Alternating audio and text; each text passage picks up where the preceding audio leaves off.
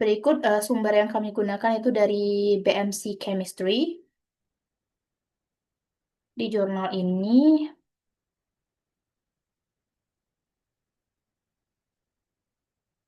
nah, di sini tuh dibahas adanya aturan 5 Lipinski, di mana salah satu ada aturannya itu antara lain yaitu ada log P-nya itu sebesar kurang dari 5, terus ikatan hidrogen donornya itu kurang dari 5, ikatan hidrogen akseptornya itu kurang dari 10, terus berat molekul dari suatu obat ataupun senyawa itu adalah kurang dari 500 Dalton.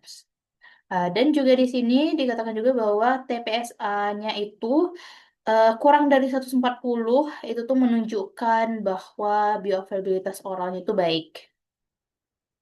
Nah, jadi permasalahan saya itu adalah bagaimana jika suatu obat itu tuh tidak memenuhi kriteria dari 5 Lipinski ini. Nah, proses ADME mana yang terganggu dan bagaimana efek farmakologisnya. Nah, di sini saya menemukan obat yaitu siklosporin. Nah, siklosporin ini,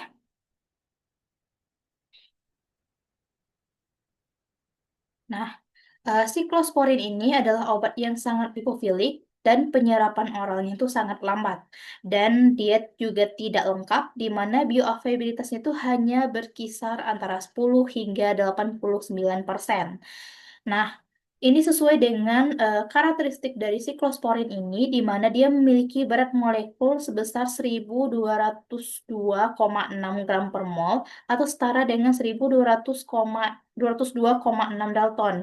Nah, itu tuh sangat tidak memenuhi kriteria dari aturan Lipinski tadi, di mana berat molekulnya itu harus kurang dari 500 Dalton. Terus juga jumlah donor ikat hidrogen itu ada 5, nah sedangkan di Lipinski itu adalah kurang dari 5.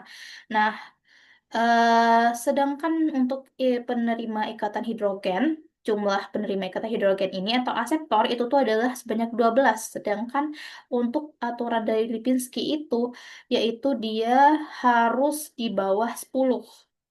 Nah, selain itu juga luas permukaan polar topologi atau TPSA itu tuh sebesar 279. Nah, sedangkan kalau aturan Lipinski di sini itu dia itu memiliki harusnya itu sebaiknya dikurang dari 140 karena jika kurang dari 140 maka dia memiliki bioavailabilitas yang sangat bagus. Nah, oleh sebab itu, di mana obat siklosporin ini dia itu eh, sangat mempengaruhi dari proses absorpsi ataupun penyerapan obatnya, di mana akan sangat lambat karena sifatnya itu sangat lipofilik dan juga molekul dari obat ini juga sangat-sangat besar. Nah, sehingga penyerapannya pun menjadi lambat. Nah, jadi bioavailabilitasnya pun juga akan bisa 10%, paling kecil dan juga paling tinggi itu adalah 89%. Tentu saja siklospor ini juga mengalami distribusi, tapi distribusi itu secara luas di jaringan perifer. Nah, dia dia juga bukan hanya terdistribusi di darah saja, tapi juga terdistribusi ke jaringan perifer karena karena sifatnya itu lipofilik. Jadi, di mana log P-nya itu di sini log P dari siklosporin itu adalah 3,6. Nah, sedangkan aturan Lipinski itu adalah untuk log P itu adalah kurang dari 5. Jadi satu kriteria dari aturan Lipinski itu tuh memenuhi di obat siklosporin ini. Sehingga karena dia memenuhi maka distribusinya pun juga luas. Jadi dia terdistribusikan secara luas, baik itu di jaringan perifer ataupun bisa di darah. Nah, di darah misalnya di dalam eritrosit, di dalam plasma, di dalam granulosit dan juga di dalam limfosit.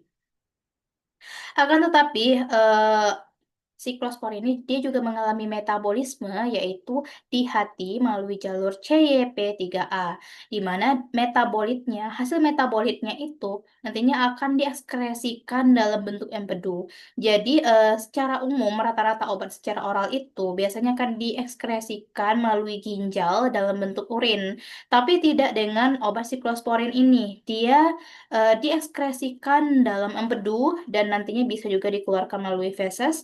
Di mana kenapa? Karena sifat dari siklosporin tadi yang molekulnya sangat besar sehingga dia memerlukan metabolit untuk bisa diekskresikan. Jadi hasil siklosporin itu harus dalam bentuk metabolit terlebih dahulu, nanti baru bisa diekskresikan, yaitu di dalam empedu. Nah, setelah itu clearance-nya siklosporin itu adalah sebesar 0,3 sampai 0,4 liter per kilogram dengan paruh waktunya berkisar antara 5 hingga 27 jam.